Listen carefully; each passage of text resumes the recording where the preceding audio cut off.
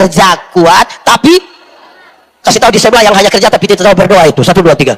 Kerja kuat tapi orang yang kerja kuat tapi doa lemah itu dia bikin diri terlalu sibuk.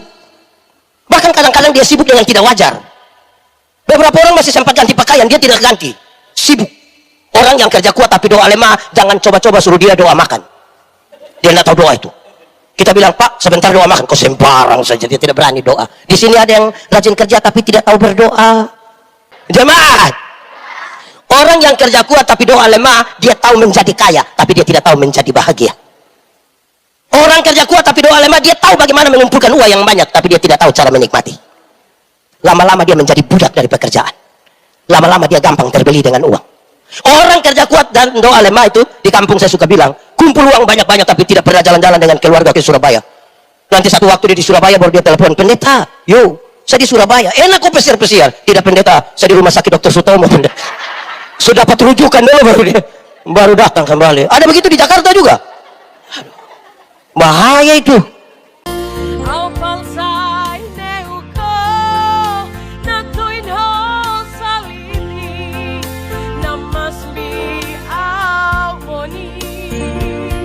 Saudara, kita siapkan hati kita.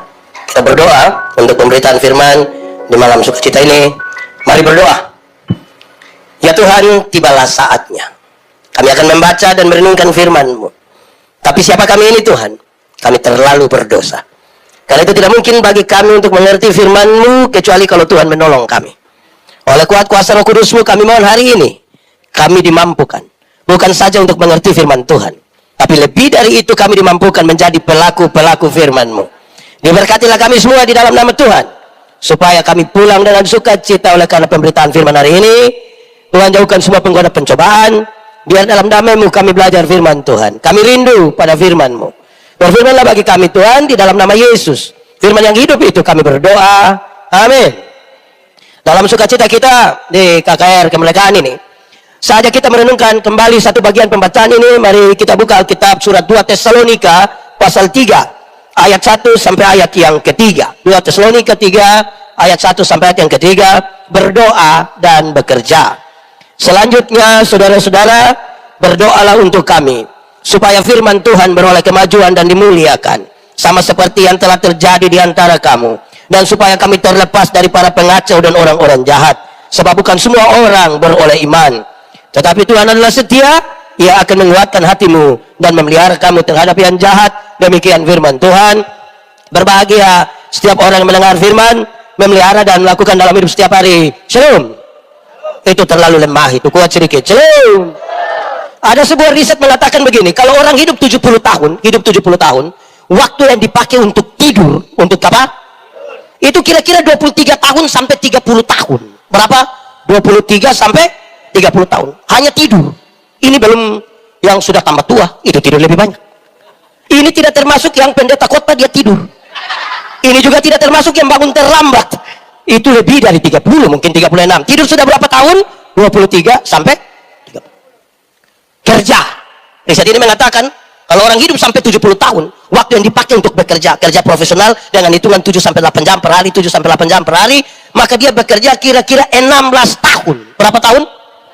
Ini termasuk yang kerja pemalas sampai pensiun. Dia sudah kerja berapa lama? 16 tahun. Menonton. Pernah menonton? Pernah aku tidak? Atau orang di sini hanya kerja tidak menonton? Riset ini mengatakan kalau orang hidup 70 tahun, waktu yang dipakai untuk menonton kira-kira 8 tahun. Berapa lama? 8 tahun. Suara hati istri, ikatan cinta. Ini belum termasuk yang nonton-nonton sendiri itu. Ada yang biasa nonton sendiri, tidak mau diganggu, mau nonton sendiri drama Cina yang CEO itu, yang menyamar dia itu sudah 8 tahun. Jalan-jalan, pernah jalan-jalan? Kemana? Riset ini mengatakan orang hidup 70 tahun, waktu yang dipakai untuk jalan-jalan itu kira-kira 6 tahun. Berapa tahun? 6 tahun. Surabaya, Jakarta, Singapura, Malaysia, kemana lagi? Ke timur, kira-kira 6 tahun. Nah, lanjut. Makan, sama-sama, 1, 2, 3. Pernah makan? Makan. Riset ini mengatakan orang hidup 70 tahun, waktu yang dipakai untuk makan 6 tahun. Berapa? Bagi yang makan normal. Pagi sekali, siang sekali, malam sekali, kalau hitung-hitung durasinya jadi berapa lama? 6 tahun. Tapi yang sekali makan tambah 3 kali, apalagi pulang masih bungkus lagi, itu tidak mungkin 6 tahun, 12 tahun itu. Di Jakarta ada juga yang bungkus makanan.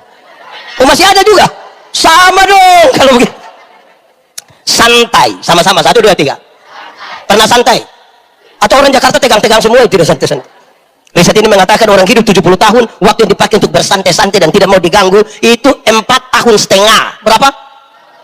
Hanya santai. Itu biar mau telepon sampai mau meledak itu telepon dia tidak angkat itu. Dia mau santai saja dan tidak mau diganggu. Sakit, pernah sakit? Tidak mungkin ada yang bilang, pendeta saya begini-begini tidak pernah sakit. Omong kok minimal pilek. Pilek bukan minimal, maksimal. Waktu COVID dulu, kalau sebelum COVID itu kalau duduk sama-sama ada semua bilang selamat. Kalau pas COVID, kok sulepit. Riset ini menarik, dia bilang hidup 70 tahun, waktu sakit itu kira-kira 4 tahun. Berapa lama? Ini belum termasuk stroke. Belum termasuk. Ini juga belum termasuk sakit hati. Saudara pernah putus cinta? Ulang-ulang. Ya di sebelah semangat sekali putus cinta. Riset ini bilang kalau saudara sakit hati itu, waduh, itu kalau putus cinta dan tidak segera move on itu bisa sakit hati dari tamat SMA sampai mati itu. Wih, mengerikan itu. Berdandan. Pernah berdandan? Tiap hari kan? Riset ini bilang orang hidup 70 tahun, waktu berdandan itu kira-kira 2 tahun. Berapa? Mandi lama sekali, tapi keluar datang sederhana saja dia. Itu 2 tahun. Terakhir, ibadah. Sama-sama, 1, 2, 3. Riset ini mengatakan orang hidup 70 tahun, waktu yang dipakai untuk beribadah. Kira-kira berapa? 6 bulan. Sama-sama, 1, 2, 3. 6 bulan pun pakai koma. Bagi yang rajin. Senin ibadah, Selasa ibadah, Rabu ibadah, itu 6 bulan.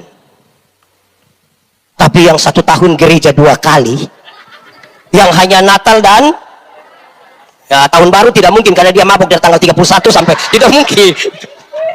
Natal dan Paskah itu dia nama jemaat napas itu. Natal dan karena Natal sekali, Paskah sekali, ini menjadi napas satu-satu. Itu pasti kalau kumpul-kumpul hanya 6 jam itu. Saudara lihat, ibadah yang hanya 6 bulan harus ibadah yang macam bagaimana? Supaya menjadi penggerak, supaya menjadi pendorong, supaya kalau tidur dengan baik. Karena ada yang tidur tapi tidak baik, bahkan tidak bisa tidur. Supaya kalau menonton dengan baik, supaya kalau kerja dengan baik, supaya kalau makan dengan baik. Ibadah harus seperti apa? Ini serius bagi kita. Baik, pembacaan tadi punya 2 kata kunci, berdoa, bekerja. Sama-sama, 1, 2, 3. Dari 2 kata kunci ini kita bisa kelompokkan orang menjadi 4 kelompok. Berapa kelompok? Nanti kita nilai kita ada di mana. 1, ada orang yang kerja kuat tapi doa lemah. Sama-sama, 1, 2, 3. Kerja kuat tapi kasih tahu di sebelah yang hanya kerja tapi tidak tahu berdoa itu. 1, 2, 3. Kerja kuat tapi orang yang kerja kuat tapi doa lemah itu dia bikin diri terlalu sibuk. Bahkan kadang-kadang dia sibuk dengan tidak wajar. Beberapa orang masih sempat ganti pakaian, dia tidak ganti. Sibuk. Orang yang kerja kuat tapi doa lemah, jangan coba-coba suruh dia doa makan. Dia tidak tahu doa itu. Kita bilang, Pak, sebentar doa makan. Kok sembarang saja, dia tidak berani doa. Di sini ada yang rajin kerja tapi tidak tahu berdoa. Kenapa diam? Maksud apa itu? Orang yang kerja kuat tapi doa lemah, jangan coba-coba panggil dia untuk ikut ibadah. Pak, sebentar ikut ibadah. Oh, tidak bisa. Kenapa? Saya sibuk. Kalau bicara sibuk itu seperti derajat tambah tinggi sedikit. Jadi dia ekspresif sekali. Saya sibuk. Jemaat. Di sini tidak ada jemaat. Sudah meninggal semua ini jemaat. Jemaat. Orang yang kerja kuat tapi doa lemah, dia tahu menjadi kaya, tapi dia tidak tahu menjadi bahagia. Orang kerja kuat tapi doa lemah, dia tahu bagaimana mengumpulkan uang yang banyak, tapi dia tidak tahu cara menikmati. Lama-lama dia menjadi budak dari pekerjaan. Lama-lama dia gampang terbeli dengan uang. Orang kerja kuat dan doa lemah itu, di kampung saya suka bilang, kumpul uang banyak-banyak tapi tidak pernah jalan-jalan dengan keluarga ke Surabaya. Nanti satu waktu dia di Surabaya baru dia telepon, pendeta, yo, saya di Surabaya, enak kok pesiar-pesiar. Tidak pendeta, saya di rumah sakit Dr. Sutomo. Sudah dapat rujukan dulu baru datang kembali. Ada begitu di Jakarta juga. Bahaya itu. Kerja kuat tapi doa. Ada begitu di Jakarta. Di sini sekarang ada dia. Ada kok tidak? Siapa punya suami, jujur saja. Kalau kita di Indonesia merdeka ini kita mau supaya dia bikin yang baik. Itu pertama, kerja kuat, tapi doa. Yang kedua itu kebalikan dari itu. Doa kuat, tapi kerja. Di sini ada yang begitu. Yang hanya kerja berdoa saja ada. Jemaat. Orang yang doa kuat tapi kerja lemah itu, dia hanya berharap pada mujizat itu ada, tapi saya tidak sarankan saudara berharap pada mujizat. Mujizat itu Tuhan punya bagian. Bagianmu maksimalkan. Selebihnya itu Tuhan punya bagian. Amin. Saudara percaya bahwa Tuhan menyiapkan masa depan bagi anak-anakmu? Ada masa depan bagi anak-anakmu. Koma, tapi yang antar itu anak di sekolah, bukan Tuhan yang antar. Siapa yang antar? Siapa yang antar? Atau siapa di Jakarta yang karena terlalu sibuk pagi-pagi dia berdoa, Tuhan, saya sibuk jadi Tuhan tolong jemput anak-anak. Tuhan yang jemput pulang menangis. Nanti tiba-tiba ada papan satu bertuliskan segenap gembala dan jemaat GPDI Karmel mengucapkan jemaat. Satu hari Tuhan Yesus baru berpuasa 40 hari 40 malam. Lapar. Iblis bilang, kalau engkau anak-anak rubah batu ini jadi roti. Rubah jadi roti supaya engkau makan. Dan Yesus rubah atau tidak? Tapi dia bisa rubah atau tidak? Lalu kenapa dia tidak mau rubah? Pertama, dia tidak mau ikut perintah iblis loh. Tapi yang kedua, masa untuk buat roti saja pakai mujizat? Kalau bikin roti pakai mujizat, maka tiap hari di toko bakery itu mujizat terus itu. Mujizat roti tawar lah, roti asin lah ya. Jemaat. Ora et labora artinya,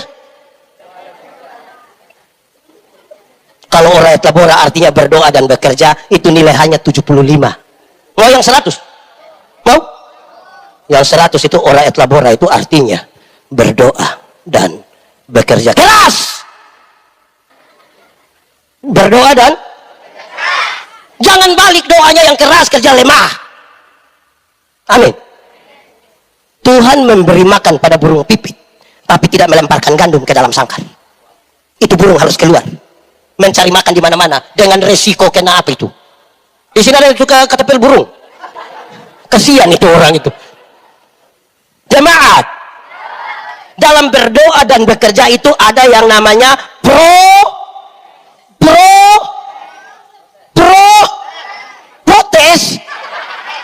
proses. Jemaat, dulu di dunia ini ada satu binatang namanya ayam. Oh, sekarang juga ada. Ayam dulu itu hanya dibedakan atas ayam jantan dan ayam, tapi tiba-tiba muncul ayam potong. Akhirnya ayam yang tadinya hanya ayam sekarang menjadi ayam kampung. Karena sudah ada ayam, akhirnya membuat manusia bingung, apakah ini ayam kampung yang dipotong atau ayam potong yang di kampung. Tapi membedakannya gampang. Ada yang pelihara ayam kampung di rumah? Ada? Tidak ada? Susah saudara ini. Ayam kampung itu kita pelihara 6 bulan tetap masih kecil. Tapi dia punya daging enak atau tidak? Kalau dijual lebih mahal atau lebih murah dari ayam potong? Kalau betina bertelur atau tidak? Ini karena ini ayam mengerti proses. Beda dengan ayam potong itu kan, baru pelihara 1 bulan saja punya mata sudah besar begini. Itu kalau lihat pakai kaca pembesar, lihat langsung juga begini. Tapi ini ayam tidak bertahan. Orang gas motor di samping kandang besok mati itu ayam. Karena tidak mau berproses kan? Amin. Itu sudah 2. Pertama tadi apa? Kenapa saudara hanya lihat saya tidak? Ini jemaat menjengkelkan sekali. Yang pertama apa? Kerja kuat, doa lemah. Yang kedua, doa kuat, kerja. Kelompok yang ketiga, kerja lemah, doa juga lemah. Di Jakarta ada. Orang yang kerja lemah dan doa lemah sesungguhnya tidak ada lagi di dunia. Karena siapapun yang tinggal di dunia, dia mesti tahu ada hal yang perlu dia kerjakan. Tapi ada hal yang perlu dia. Orang yang kerja lemah dan doa lemah itu, dia suka mengucapkan kalimat ini. Pak Pendeta, hidup itu mengalir saja. Pernah dengar itu kalimat? Saudara setuju dengan itu kalimat? Kalau saya tidak setuju. Mengalir itu pakai prinsip air, bergerak dari tempat yang lebih tinggi ke tempat yang lebih. Nah, bayangkan kalau dia mengalir menuju lubang WC. Saudara mau biarkan? Tapi hidup ini kita yang atur. Di satu hari seorang manusia mengambil keputusan antara 300 sampai 1500 kali keputusan yang berkonsekuensi ke masa depan. Bangun tidur, mau langsung bangun atau tarik tambah selimut, itu keputusan. Bangun tidur, mau berdoa dulu atau siaran langsung, itu juga keputusan. Betul atau tidak? Kenapa pendeta Yandi berkhotbah hari ini di sini? Karena saya pernah mengambil keputusan kira-kira 30 tahun lalu untuk sekolah teologi. Maka saya ambil keputusan di sini. Amin. Kenapa saudara tinggal di Jakarta? Karena saudara pernah mengambil keputusan untuk datang ke sini. Kenapa saudara punya suami itu, istri itu? Bukan yang itu. Tapi yang ini. Karena saudara pernah mengambil keputusan, kan? Tidak mungkin saudara bilang, Pak Pendeta minta maaf, saya benar-benar tidak tahu. Saya tidur-tidur buka mata, ada dia di sana, tidak bisa. Keputusan. Amin. Betul. Jemaat. Di satu waktu yang sama, buru rusa 2 ekor sekaligus, dua-dua tidak dapat. Harus ambil keputusan, kejar yang mana, jantan atau tidak, dua-dua jantan itu. Harus ambil keputusan. Orang yang mendua hati tidak akan pernah tenang dalam hidupnya. Amin. Seorang perempuan dewasa umur 28 tahun belum menikah, ada 2 laki-laki suka dengan dia, yang harus dia lakukan adalah ambil keputusan. Tidak bisa tiap malam hanya lama-lama tidak menikah. Harus ambil keputusan. Amin. Amin. Jemaah, coba jawab jujur, masak supermi itu cepat atau lambat? Yakin? Kalau saudara tidak segera ambil keputusan, dia jadi lambat. Kalau saya bilang saya punya istri, "Mah, saya mau makan supermi." Ibu ke belakang 2-3 menit, dia datang tanya, "Pak, mie goreng atau mie kuah?" Terus saya bilang, "Mie kuah sayang, mie kuah." Dia ke dapur 2-3 menit, dia datang tanya, "Kuah banyak atau sedikit?" "Banyak sayang, banyak." Dia ke belakang 2-3 menit, dia datang tanya, "Pakai telur atau jangan?" Taruh saja. Dia ke belakang 2-3 menit, datang tanya, "Pakai sayur atau tidak?" "Pakai saja sayang." Dia ke belakang 2-3 menit, dia datang tanya, "Pedis atau biak?" Lama-lama kita tidak makan. Keputusan. Sama-sama 1, 2, 3. Keputusan. Kasih tahu di sebelah yang ragu-ragu tiap hari itu. Kasih tahu dia 1, 2, 3. Keputusan. Amin. Jemaat. Orang yang kerja lemah dan doa lemah itu hidup hanya menghayal saja. Hanya menghayal. Duduk-duduk di begini. Kalau saya kaya, sudah berhenti sudah. Jemaat, kalau hari ini saudara dapat uang 1 miliar, kira-kira buat apa? Kasih orang susah kok tidak? Berapa? 100 bisa? Naik sedikit. Saya lihat saudara makin hilang. Saya kalau dapat 1 miliar ini hari, semuanya saya kasih orang susah. Nanti pendeta dapat apa? Nanti baru menghayal lagi. Saudara ini baru menghayal saja sudah kikir. Bagaimana mau kaya saudara? Baru menghayal ini. Duduk. Saya bagaimana Tuhan mempercayakan yang banyak ini kalau begini? Aduh, jemaat. Sudah 3 kan? 1, kerja kuat. Kedua, ketiga, yang keempat, ini paling ideal. Kerja kuat, doa juga. Kerja kuat, doa juga. Orang yang kerja kuat dan doa kuat, dia melakukan 5 hal. 1, dia tahu kapan harus bekerja, kapan berhenti bekerja, kapan menikmati hasil pekerjaan, kapan bersama dengan keluarga, dan kapan dia harus berdiam diri dan membiarkan Tuhan bekerja untuk melengkapi segala sesuatu yang dia kerjakan. Kapan bekerja, kapan berhenti bekerja, kapan menikmati hasil pekerjaan, kapan bersama dengan, dan kapan berdiam diri membiarkan Tuhan yang bekerja. Karena tidak mungkin kita mengerjakan semuanya. Bersama dong dengan keluarga. Kasihan itu istri itu kita sudah perjuangkan. Betul kan? Waktu masih pacaran itu istri calon istri waktu itu. Dia di Bandung, satu di Jakarta, pergi pulang tiap hari. Paksa menikah. Orang tua ada sibuk, harus luangkan waktu, urus dia nikah. Keluarga, tetangga, kerabat, pendeta, semua urus dia nikah. Karena dia sudah tidak tahan lagi menikah. Bahkan babi yang tidak tahu apa-apa ikut mati gara-gara kita punya pernikahan.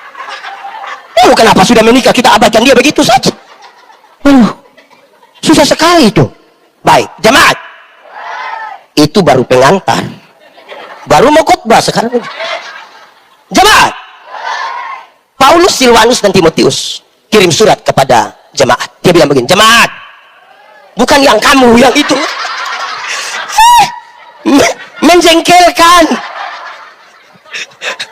Paulus, Silvanus, dan Timotius mengirimkan surat, jemaah, tolong tolong berdoa buat kami. Dia bilang tolong berdoa buat kami. Kenapa berdoa? Minta jabatan? Tidak. Minta kaya? Tidak. Lalu minta apa? Tolong berdoa supaya Injil mengalami kemajuan. Injil mengalami kemajuan. Kalau seandainya kita dramatisasikan, jemaah tanya, kenapa? Dia bilang, ada pengacau dan ada orang jahat. Apalagi tidak semua orang beroleh iman. Kalau kita tidak berdoa untuk kemajuan Injil ini, bahaya ini. Supaya Injil mengalami kemajuan. Jemaat, Injil itu apa? Injil itu berita pembebasan. Injil itu banyak orang bukan beritakan berita pembebasan. Banyak yang suka bikin berita bikin takut. Menjelang Paskah itu ada banyak orang dari kota bawa film neraka putar di kampung. Orang kampung nonton habis film neraka. Wih, pendeta, saya tidak pusing dengan neraka. Kenapa? Karena saya masuk surga dong. Tapi minimal pendeta mesti tahu. Saya tidak perlu tahu, tidak apa-apa. Kenapa? Kalau saya harus masuk surga, bukan karena ketakutan hukuman di neraka. Tapi saya masuk surga karena Tuhan Yesus mati ganti saya. Bukan karena kita. Jangan suka kasih takut. Tadi di Gideon saya kasih tahu. Kalau saudara baca perjanjian lama, saudara temukan banyak tulisan. Celakalah, celakalah, celakalah, celakalah, celakalah. Saudara baca perjanjian baru, berita kedatangan Yesus, pelayanan Yesus, kematiannya, kebangkitannya, terangkat ke surga, Roh Kudus dicurahkan. Kita tidak pernah menemukan kata celakalah. Tapi dia bilang apa? Jangan takut. Jangan takut. Sama-sama, 1, 2, 3. Kasih tahu di sebelah itu. Jangan. Kata jangan takut itu bukan berarti kehilangan rasa takut. Tapi jangan takut yang Tuhan maksudkan adalah jangan takut. Engkau bersama-sama dengan aku melewati pergumulan ini. Jemaat, saudara punya masalah? Tidak usah omong. Saya lihat ini muka masalah semua. Masalah ialah kesenjangan antara harapan dan kenyataan. Harapan menikah umur 28, kenyataan sudah 34. Masalah. Harapan menikah dengan dia, kenyataan dia nikah dengan kita pun teman akrab. Itu masalah. Tapi masalah bukan masalah. Cara kita menangani masalah yang lebih penting dari itu masalah. Contoh, kita bawa tante dari kampung. Jalan-jalan di mall, ada tangga berjalan itu dia punya nama apa lagi? Eskalator. Kita bilang tante naik, dia bilang, naik. Waktu dia tidak mau, apa yang saudara lakukan? Satu, kasih contoh kan, begini. Dia tidak mau, apa yang saudara buat? Pegang di tangan. Waktu dia sudah naik, kita bilang itu kan. Oh iya, sudah kamu belanja biar tante putar-putar sendiri deh. Bukan kehilangan rasa takut. Amin. Bukan kehilangan rasa takut. Jangan takut sama-sama. Tuhan tidak pernah janji lautan tenang. Bukan laut kalau tidak ada gelombang. Air yang tidak ada gelombang dia punya nama Aqua. Laut ya bergelombang. Tak pernah Tuhan janji. Saudara tidak tahu ini lagu? Lalu kenapa suruh saya solo? Tak pernah Tuhan janji hidupmu takkan. Saudara seperti biasa saja. Oke, kita lanjut. Saudara-saudara, berita pembebasan itu berkaitan dengan dua hal. Jangan takut itu. Saudara, kalau kita bilang jangan takut itu, saya tadi kasih contoh di Gideon. Pendeta Yandi berdoa kasih oma-oma yang sudah sakit di rumah sakit. Saya bilang, oma, kita berdoa, oma. Yo, pendeta. Tapi saya habis doa, oma sudah mati. Dia bilang, tapi oma mati masuk surga. Dia bilang mati sekarang atau besok sama saja pendeta. Tuhan yang memberi, Tuhan yang mengambil, terpujilah nama Tuhan. Bahkan di lorong-lorong kematian pun, dia tetap punya keyakinan kepada Tuhan tanpa menyangkal iman. Amin. Supaya kalau ada anak muda datang ke saya di Bapak Pendeta Yandi, saya rasa saya manusia paling berdosa di dunia. Saya bilang, adik, jangan takut. Pendeta juga orang berdosa. Tapi cinta Tuhan lebih besar dari kita dua punya kesalahan. Pembebasan. Bayangkan kalau ini anak muda datang kasih tahu saya, Pak Pendeta Yandi, yo, saya rasa saya manusia paling berdosa di dunia. Ya, saya lihat engkau punya muka ini, muka berdosa ini. Saya sudah. Engkau kalau tidak bertobat itu kaki tangan patah buang semua. Ini berita apa? Berita itu berita yang membebaskan. Amin. Misalnya yang pemain keyboard itu, dia pemalas datang latihan. Atau hari Minggu dia tidak datang. Sudah 3 minggu. Kasih tahu dia baik-baik. Adik, kenapa tidak datang lagi pelayanan? Jangan telepon dia baru bilang, mau tunggu Tuhan ambil itu jari semua. Berita apa itu? Dengar baik-baik. Injil itu ada 2. Ada berapa? Satu, mati masuk surga. Sama-sama, 1, 2, 3. Mati masuk surga. Kasih tahu di sebelah itu, 1, 2, 3. Untuk apa badan bagus-bagus, pakaian ketat-ketat, hidup kaya raya, mati masuk neraka? Kurus-kurus, susah-susah, lemah-lemah, mati masuk surga. Mana yang baik? Kaya-kaya neraka, kurus-kurus, miskin-miskin surga. Mana yang baik? Mana yang baik? Dua-dua tidak baik. Yang baik itu badan bagus-bagus, pakaian ketat-ketat, hidup kaya raya, mati masuk. Tapi kita manusia ini Tuhan baru kasih sedikit saja kepercayaan, langsung lupa Tuhan. Dulu belum ada kios itu keliling semua gereja di Jakarta untuk berdoa. Setelah ada kios tidak datang lagi gereja. Gembala tanya, kenapa tidak gereja? Gembala, Tuhan sudah kasih kios, apa mau jaga? Baru kios saja sudah lupa Tuhan. Kalau dia dapat tambang emas 1 langsung menyangkal itu. Kita saja yang tidak bisa. Jemaat, kalau cari Tuhan jangan sekedar hanya untuk dapat kesembuhan. Tuhan datang ke dunia bukan sekedar bikin orang yang sakit jadi sembuh, dibebaskan dari kesakitan, bukan sekedar itu. Jangan ukur Tuhan hanya untuk kesembuhan. Kenapa? Ada banyak orang tidak kenal Tuhan malah lebih sehat dari kita. Ada yang mabuk sampai 3 hari, istirahat sedikit minum ulang dia tidak tahu sakit. Kita yang mengaku kenal Tuhan ini duduk dekat AC pulang pilek. Jadi kalau ukur Tuhan hanya lewat kesembuhan, kita salah kenal Tuhan. Jangan cari Tuhan hanya sekedar dapat kekayaan. Tuhan datang ke dunia bukan bikin orang miskin jadi kaya. Dia bisa atau tidak? Tapi bukan yang itu tujuan utama. Ada banyak orang tidak kenal Tuhan lebih kaya dari kita kok. Itu koruptor itu kaya-kaya semua. Dia punya rumah 2, 3, 4, 5. Sampai tidak suka tinggal di DP rumah, dia tinggal di penjara. Kaya. Kita yang mengaku kenal Tuhan masih numpang di rumah mertua. Yang mengaku kenal Tuhan ini mau beli sepatu gereja saja pakai tanya yang jual, Mas, boleh bayar 6 kali? Hei pendeta, lalu Tuhan datang ke dunia untuk apa? Menebus dan menyelamatkan saya dan saudara. Itu berita pembebasan paling pertama. Amin. Amin. Kalimat Tuhan Yesus ini jadi penting. Carilah dahulu kerajaan Allah dan kebenarannya, selamat dulu, baru yang lain itu di kekayaan, kehormatan di, umur panjang di, jabatan di, istri di, ditambahkan. Amin toh? Bukan istri tambahkan, maksudnya yang lain-lain itu di. Yang satu saja kita sudah pusing mau. Iya toh? Jemaat. Dalam keyakinan itu kita percaya bahwa kalau orang tanya saya, Pendeta Yandi, kau yakin nanti masuk surga ini? Yakin dong. Kenapa? Karena saya ada orang dalam di surga. Iya toh? Mau masuk kerja di situ di perusahaan mana saja pakai orang dalam, apalagi mau masuk surga. Pendeta Yandi yakin? Iya, ada orang dalam. Siapa namanya? Namanya sambil tepuk tangan, nama Yesus yang lebih lagi, nama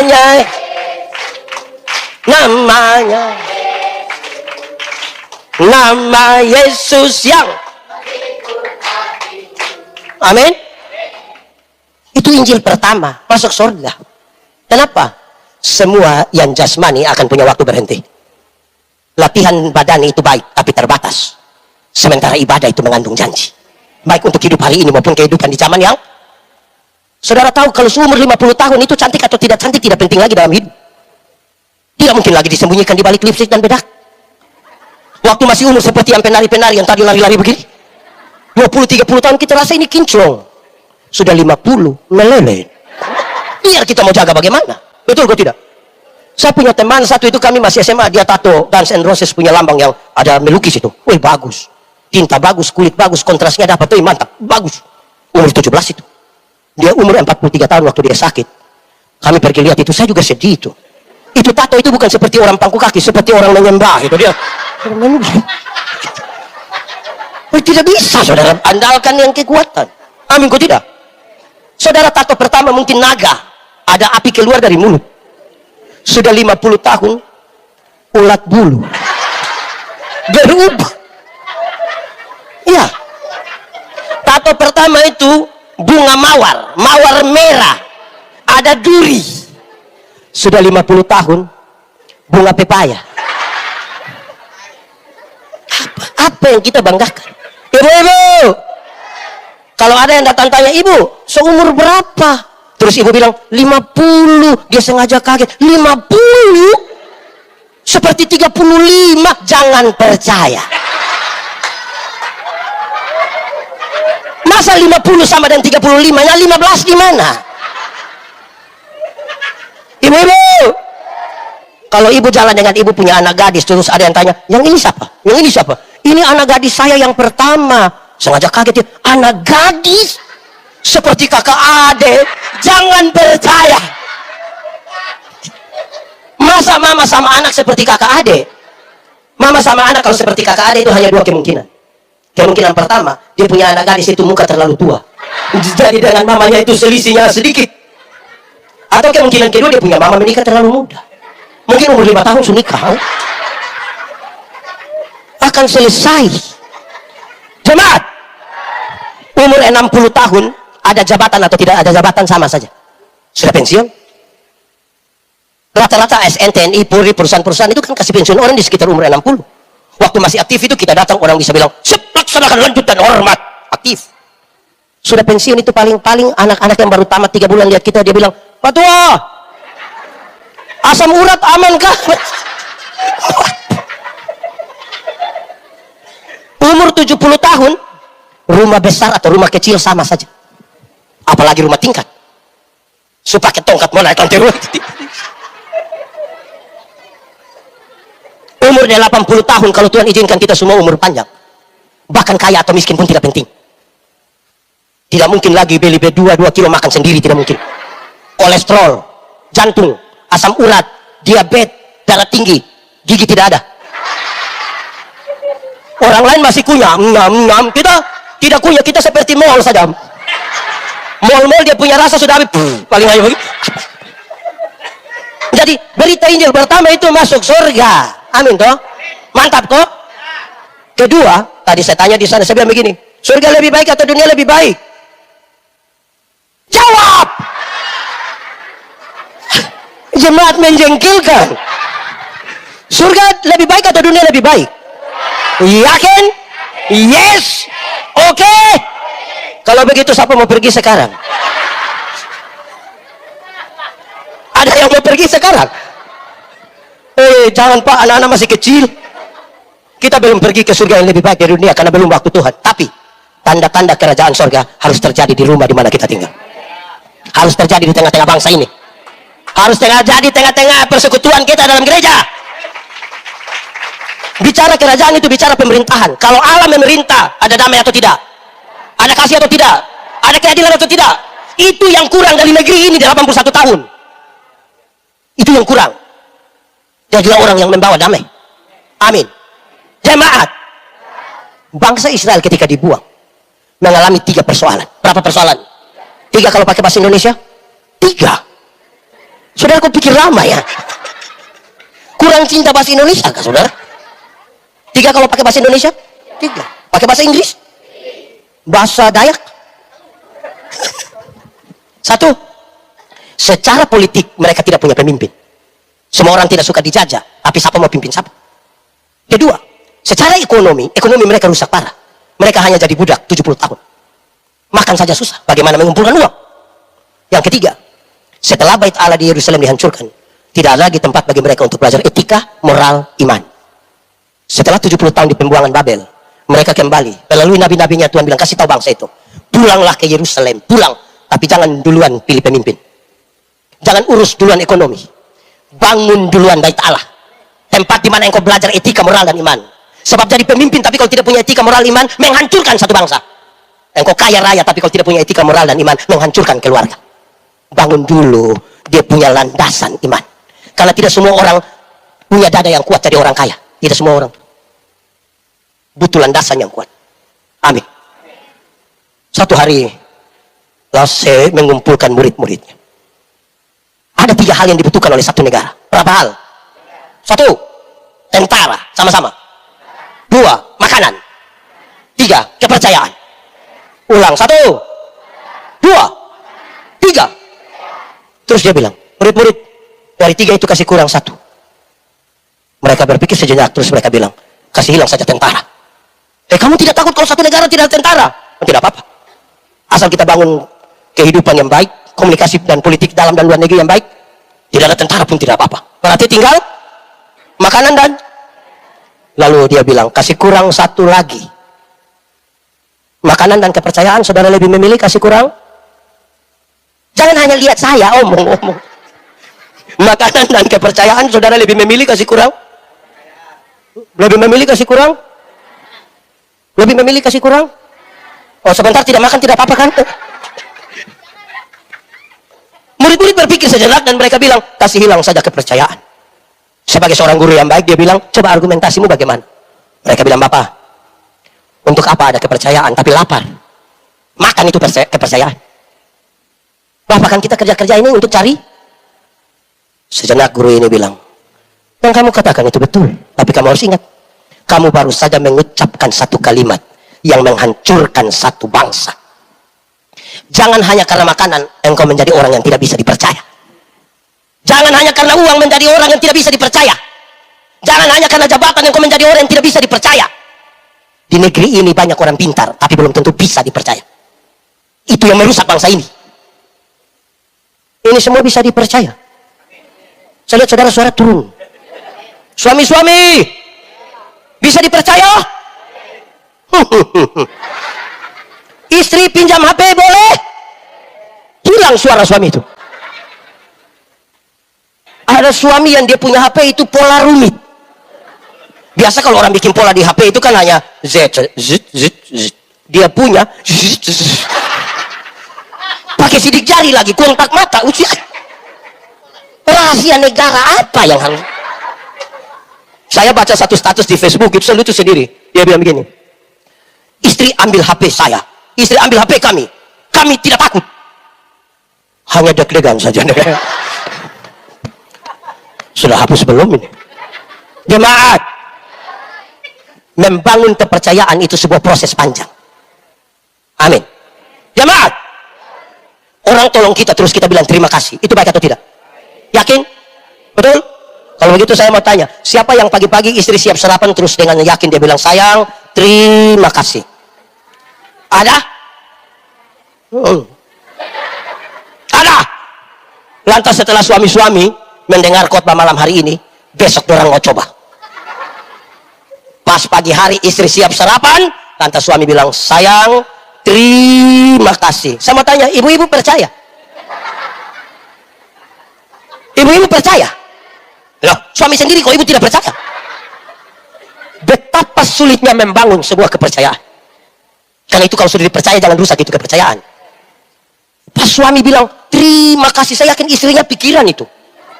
Pasti istri pikir dua. Pertama istri pikir begini, tidak tahu roh apa naik di saya punya suami. Atau yang kedua jangan sampai istri pikir begini, jangan-jangan ini hari terakhir. Jemaat, kalau mengalah itu baik atau tidak? Yakin? Yakin saja atau yakin sekali? Amin.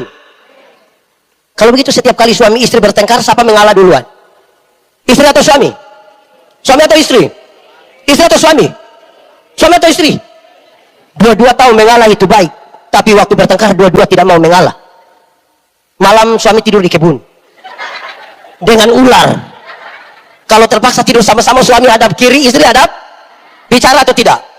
Oh, tahu juga. Bangun pagi istri tetap bikin kopi tapi tidak pergi antar. Dia panggil anak kecil terus dia bilang begini, kau antar kasih papa ya. Papa terima kopi di ruang tamu, papa bilang, mama yang suruh kan. Ini anak dari ruang tamu datang, mamanya panggil, tadi papa bilang apa? Untung ini anak tidak bilang, kamu dua gila kan. Suami istri saja tidak pernah mengalah, tapi cita-citanya memenangkan Indonesia bagi kemuliaan Tuhan. Bangun bangsa ini, bangun dalam kepercayaan, mendefinisikan diri sebagai orang yang bisa dipercaya. Itu dimulai dari rumah apa? Dimulai dari rumah, saudara. Kalau kita di rumah bermasalah, di kantor bermasalah, di gereja juga bermasalah, di dunia juga bermasalah. Lebih baik suruh dia pulang ke rumah. Jemaat, Indonesia merayakan ulang tahun keberapa tahun ini? 81 itu banyak atau sedikit? Tua atau muda? Dewasa atau anak-anak? Mau tambah lagi atau cukup 81? Mau tambah sampai berapa? Dengar penjelasan ini. Dewasa itu ada 3. Dewasa itu ada? Pakai bahasa Indonesia? 1. Dewasa biologis. Sama-sama. 1, 2, 3. Dewasa biologis itu 10 tahun lalu berat badan hanya 37. Sekarang 73.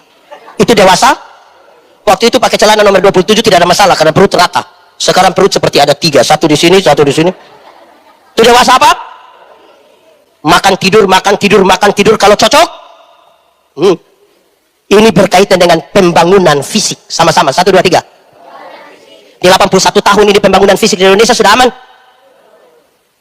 Kita masih bergumul dengan banyak hal tentang pembangunan infrastruktur, apalagi di daerah-daerah.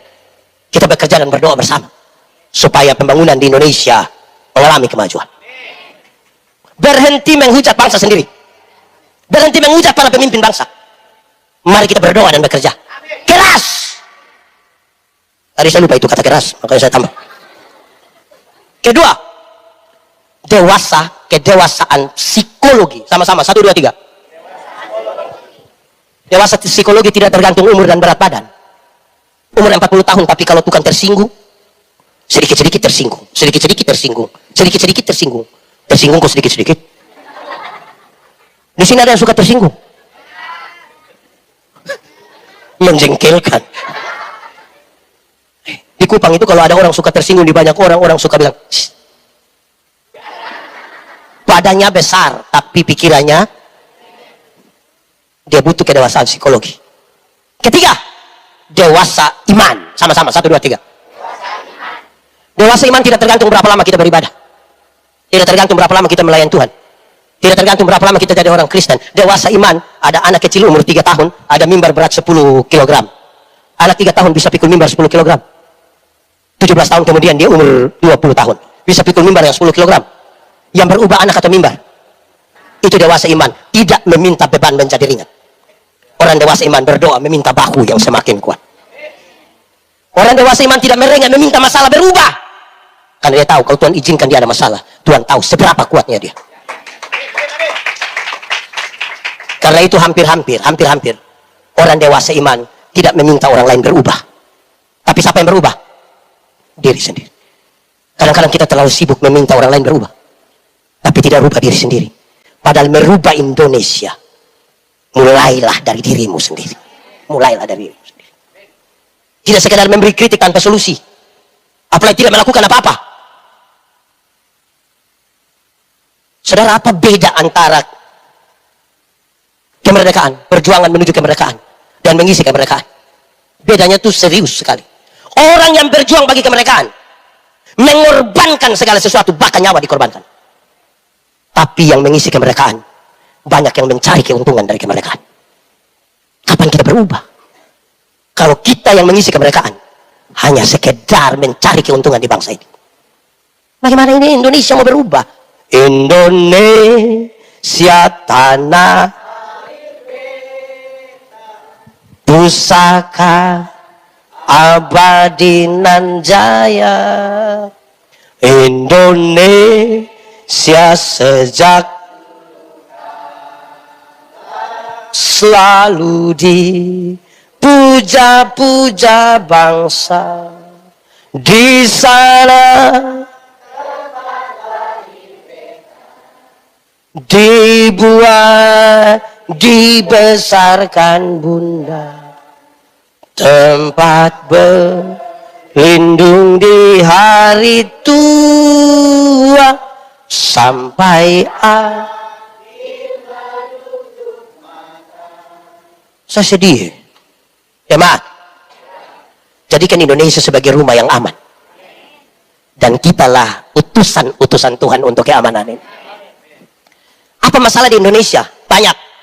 Salah satunya adalah merawat kebinekaan. Padahal siapa tidak mencintai perbedaan tidak pantas hidup di dunia. Karena fakta kosmis menunjukkan bahwa semua yang di dunia ini berbeda-beda. Ada atas, ada kanan, ada panas, ada cantik, ada ganteng, jelek. Ini. Aduh.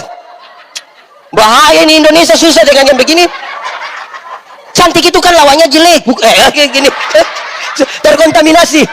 Ganteng. Ada atas ada kanan ada panas ada laki-laki ada. Beda kok tidak? Berarti semuanya beda. Sebenarnya tidak ada masalah pada perbedaan. Amin. Saya pernah kasih nikah satu pasang nikah, yang laki-laki umur 64 tahun, yang perempuan umur 20 tahun. Ngeri itu. Saya tahu jemaat yang datang mereka bicara beda usia yang signifikan. Bedanya berapa tahun? 44. Dalam khotbah saya bilang begini, dalam sebuah pernikahan beda usia tidak penting. Yang lebih penting adalah mereka harus beda jenis kelamin. Itu lebih penting. Untuk apa sama-sama umur 30 tapi laki-laki semua? Itu. Pakai bahasa Kupang bilang itu orang hanya bakorek-bakorek saja itu tidak. Berbeda. Tidak, ini serius. Karena ada orang itu yang bagus-bagus, badan ganteng-ganteng, mantap, pacarnya laki-laki juga. Oh, pusing saya. Tolong buat yang baiklah bagi bangsa ini. Amin. Orang tua dong kalau lihat dia salah begitu kasih salah. Supaya jalan lurus. Sembarang sih. Ya, itu penting saudara. Saya segera mengakhiri khotbah ini kan, saya dikasih waktu hanya 1 jam. Saya harus berhenti sudah karena saya lihat saudara sudah lama lapar lagi. Hanya pikir makan dan sudah lama. Jemaat, merawat kebinekaan Republik Indonesia harus seperti makan kolak. Tahu kolak? Pernah makan kolak? Kolak terdiri dari pisang, ubi, santan, gula. Sudah jadi namanya? Setelah jadi kolak kita makan pisang, masih rasa pisang atau tidak? Masih. Tapi ada cita rasa baru yang ditambahkan sebagai bagian dari sebuah kebersamaan. Tidak ada upaya untuk saling menghilangkan. Tapi bisa berkumpul di satu tempat yang sama. Pancika, Periuka, Taberwerka. Saya Timur, saudara Manado, ada Batak, ada Ambon, ada Jawa, ada Sumatera. Kita Indonesia. Kita Indonesia. Tidak usah berusaha jadi orang lain. Saya Timur, tetap Timur. Saya boleh bergaul dengan siapapun. Tapi saya tidak lupa identitas diri. Saya Timur. Tuhan waktu cerita saya dia tidak tanya, Yandi, kamu Timur atau Eropa? Dia tidak tanya. Langsung, oh. Ya. Saya punya teman, orang Sumatera ada, orang Jawa ada, orang Sulawesi ada, orang Cina ada. Tapi saya tetap Timur. Bayangkan kalau saya punya teman orang Cina, terus saya suruh panggil saya Koko Yandi. Tidak cocok. Tidak cocok.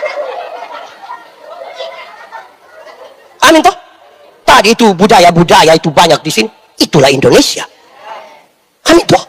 Bangga sedikit jadi orang Indonesia, jangan menghujat bangsa sendiri. Garuda di ini susah sampai pipi. Jemaat, jangan kelola Indonesia seperti minum kopi. Tahu kopi? Pernah minum kopi? Kopi terdiri dari kopi, air, gula. Sudah jadi namanya? Lalu yang lain di mana? Kopi itu terlalu egois lah.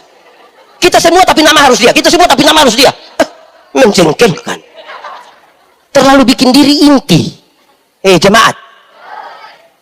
Indonesia dan gereja tidak butuh Superman. Superman itu tokoh hayalan. Tidak ada di dunia.